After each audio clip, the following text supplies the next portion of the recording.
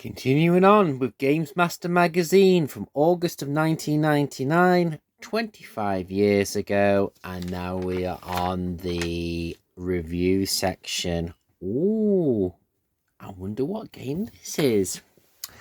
Data format reviewed PC. That's personal computer buy if you're curious. Price $29.99, out now. Developer Big Ape. Publisher LucasArts. Call. Shall we ring them one day? Platform 1. Special features. Star Wars in it. Other formats. PSX. The reviewer, Les Ellis. Star Wars, a name that should conjure up a wide-eyed universe of adventure, but for gamers usually means a title wobbling on the back of a hanged wagon. Oh dear. Shall we see where this is going to go? Star Wars Episode 1, The Phantom Menace. Star Wars, what has it ever done for us? Okay, 4 top movies. Believe it or not, Ollie still hasn't seen any of them. Oh yeah, one of the coolest movie soundtracks with the best sound effects ever. Well, it gives us the meanest spaceships, I suppose. Give me a Star Destroyer over the Enterprise any day. Oh, and of course, the genius behind it is also responsible for bringing us some of the most annoying creatures yet to inhabit a sci-fi universe. One word, Ewoks. How annoying. Don't ever think of falling for the, oh, they're so cute argument. They're stupid. They're not heroic.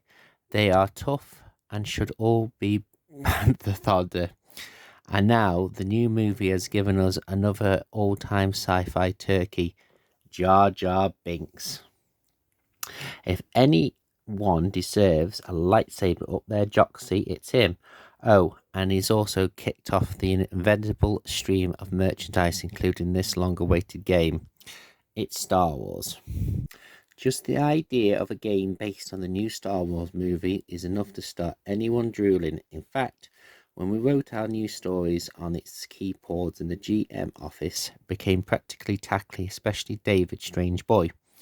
But now all the fuss is over, the game is out, and, well, it's not that great.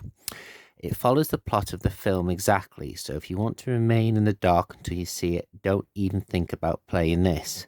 The film/game interaction is probably the title's biggest downfall. It's trying to be too big, too clever, and falls some way short of the landmark PC game that it should have been, instead of focusing on solid gameplay and interesting action. It relies on a pit of samey levels, linear action, and gameplay clinches throughout. Turn it up. All is not lost. The very fact that it's a Star Wars and can draw on the vast Lucas vaults of sound effects and the graphical loveliness saves it from forever disappearing into the pit of Psylocke. The music is right up there with the best of John Williams' movie score, giving the edge over just about every other form of form in game music. And the sound effects, well, let's just say when you start waving your lightsabers around, be careful, you could have someone's eye out with that. And the firing off blasters, you won't be at all disappointed. The biggest problem with sticking to the plot of the movie, just how linear the game makes the game. You follow a set path, and although you may be allowed to take on different direction, occasionally you always have to retract your steps and get back to the path pretty soon. There is little in the way of exploring to do. The combat is nothing to shout about either. The way it works is that you just use a lightsaber, you just keep your finger on the fire button to deflect shots and attack your opponents. Not the most skillful of systems. And when you're using the blaster, you can always just keep rolling left and right to avoid fire. Towards the end of the game, things start to pick up. Couldn't leave it like that, could we? Yeah, so not quite the best of the starts for the review of Star Wars. The Blue Peter's Sunken Garden. Okay. Come on then. Who called Jar Jar Binks an overgrown muppet? Me. Split personality. And if you're watching this from TikTok, yeah, as if it's just dealing with Obi-Wan problems isn't enough, you also get to play through certain parts of the game as the Star Wars heroes as well. Liam Neeson's Qui-Gon Jinn chats up this girl with blue hair. He'll be impressed with her when they see the size of his lightsaber. Controversial. Meet the Queen, or at least there's no Sarah Ferguson. Oh, let's not go down that road. Ewan McGregor tried to explain trace spotting to R2-D2 unit. If anybody who is unfamiliar with Ewan McGregor, he did a film probably about 2, maybe 3 times before Star Wars Episode 1, and it was called Rogue Trader. Oh, sorry, it's called Train Spotting. And funny enough, I never actually got into train spotting for like years and years and years, and for some bizarre reason, I don't know where it come off. I just watched it one afternoon, and it was one of the most enjoyable films I've ever watched. So if you are listening, Ewan, I'd like to talk to you about it. The Phantom Universe. Holding out against the title of Star Wars information, this has been leaking into the office and has been an absolute nightmare.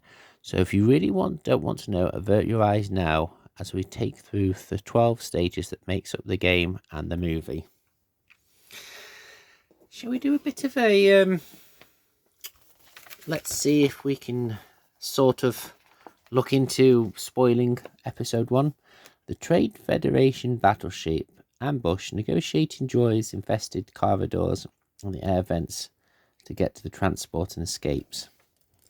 The Naboo swamps. Meet the world's most annoying character, Jar Jar Binks, and get back together with Qui-Gon. Otakana Gunga. Rescue Jar Jar. Damn, we thought we'd get rid of him without harming any of the inhabitants. Guardians of Theed. Puzzles, a maze-like garden, and lots of battle droids make this an eventful and frustrating level. Mos Espa pod races. Oh, sorry. Escape from Naboo. Protect the Queen. If she cops it, you're in trouble. And then leads to run straight at battle droids.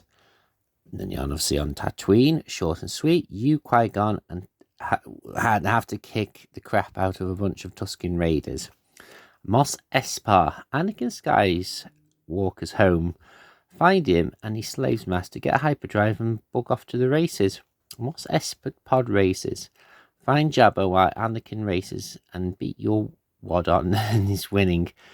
Fast blasting needed for this one. And then you're looking at number 9. On your way to Queen's ship, you're attacked by a bunch of droids and this red-faced freak. Danger in Coruscant. Rescue the Queen in a visually impressive level. Tons of guards make for regular saves. Assault of Naboo. Time to fight back. Raid the palace and rather disturbingly play as the Queen. Have fun. The final battle. Maul's done the dirty and Qui-Gon's vengeance is yours. Qui-Gon, Darth Maul, I should say. Double the twattage, double the fun. Mullah. Mullah? Oh, Muha. Okay. Darth Maul, the new Darth Vader style bad guy. Nice makeup. The Force poster. Go on, push yourself onto the wall. Feel your mind, let it go. And I think that wraps it up for this episode. As you can tell, the gaming in the industry, late 90s, some of it was hits, some of it was misses. Obviously, the technology wasn't there for the most sophisticated type gaming. However, some games like The Legend of Zelda, Commander & Conquer, Tomb Raider, they're all playable for today, even in today's day and age. This was neither one thing or the other. But in the next episode, we're going to carry on talking about this one game. Thanks for watching. See you later.